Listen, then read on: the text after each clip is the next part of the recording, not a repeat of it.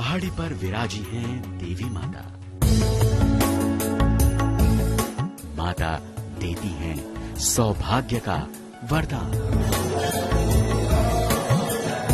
चौथ माता के दर पर लगता है भक्तों का मेला। माता की आराधना बढ़ा देती है आयु। माता के दर पर दूर हो जाते हैं सारे संकट।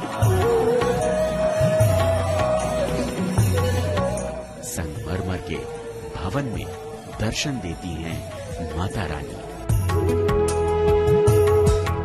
700 सीढ़ियां चढ़ने के बाद मिलता है देवी मां का दर्शन।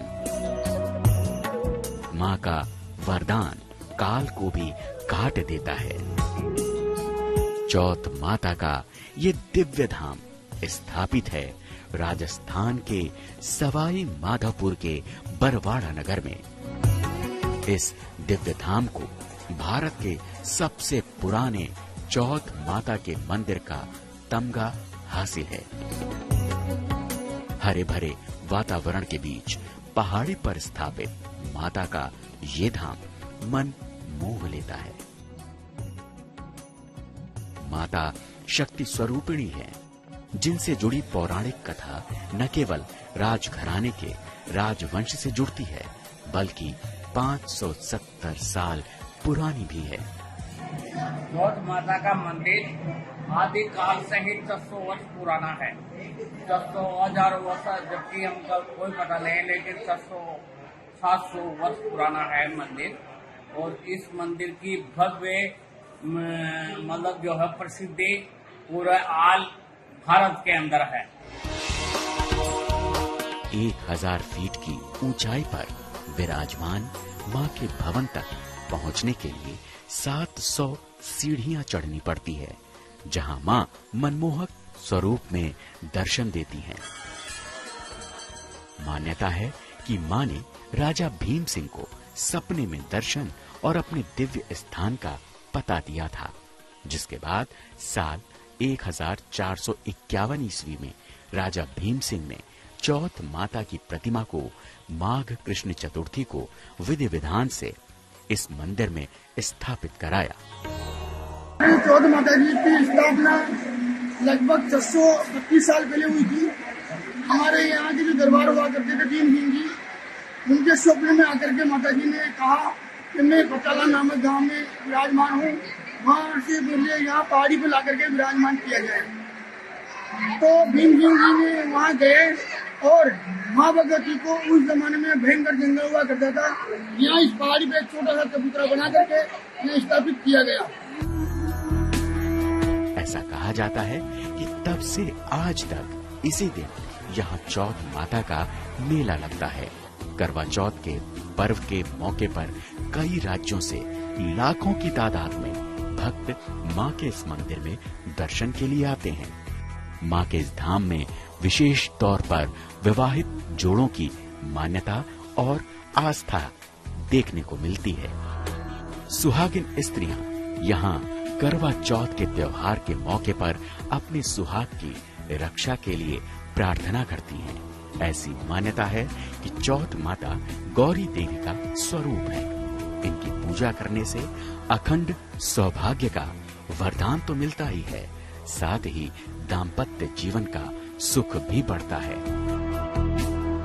चौथ का बरवाड़ा का चौथ की माता का विशेष महत्व है आसम। और जैसे बड़ी चौथ का कुछ ज्यादा ही करवा चौथ का, तो औरतें मन में कामनाएं लेके आती अपने सुहाग के लिए। और उस दिन ना कोई जल भी ग्रहण नहीं करती और सिर्फ माता जी के आके श्रृंगार की चीज़ें चढ़ाती है और अपने सुहाग की कामना करती हैं। अधिकतर औरतें श्रद्धा लेके आती है अपने सुहाग की, और चौथ माता के दिन जब करवा चढ़ाती जब भी जल ग्रहण करती है। गर्भगृह में माता रानी स्वर्ण जड़ित आभूषण से सजी रहती हैं। माता का दरबार भी स्वर्णिम आभा वाला ही दिखता है। माता के दरबार में माता का छत्र भी स्वर्णिम है। माता के गर्भगृह में श्रृंगार के बाद माता की आंखें ऐसी दिखती हैं जैसी कि वो सब देख रही हों, सब जानती हों। माता रानी का दरबार 3 भागों में विभाजित है। मध्य हिस्से में माता रानी विराजमान है, जबकि बाएं हिस्से में माता रानी के अस्त्र रखे हुए हैं। इनमें तलवार, भाला, खड्ग, तीर, कमान, बाण, ढाल, चक्र, त्रिशूल सब देखने को मिलता है। चांदी से जड़ित ये अस्त्र सदियों से इस मंदिर में रखे हैं और पूजे जाते हैं।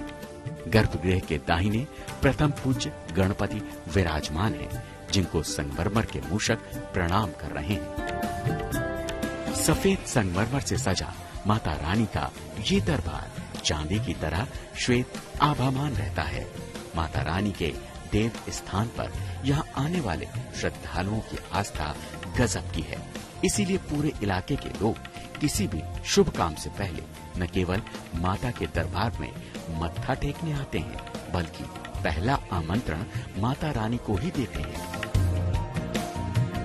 प्रगाढ़ आस्था के कारण बूंदी राजघराने के समय से ही इसे कुल देवी के रूप में पूजा जाता रहा है। राजपूत शैली में बने माता के इस दरबार में पति की लंबी उम्र, संतान प्राप्ति और सुख समृद्धि की कामना लेकर श्रद्धालु सदियों से आ रहे हैं। सवाई माधोपुर से सुनील जोशी के साथ bureau report, good news today. माता के इस धाम से निकलकर अब चलते हैं धर्मसूत्र की ओर, जिसके जरिए हम उन तथ्यों को जानते हैं जो परंपरा और रिवाजों के जरिए हमारे जीवन को सही दिशा दिखाते हैं।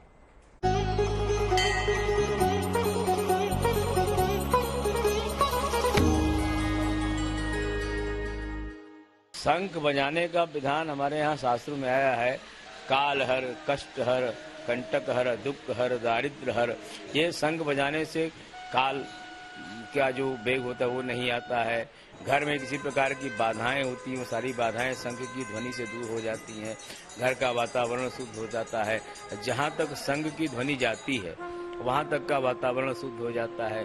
घर में किसी प्रकार की बाधा नहीं होती है और हमेशा सुख, शांति और समृद्धि की प्राप्ति होती है शंख बजाने से। पौराणिक कथा में, जिसे महाभारत काल में भगवान श्री कृष्ण जब महाभारत का युद्ध होता था, शुरू होने के पहले शंख बजाते थे।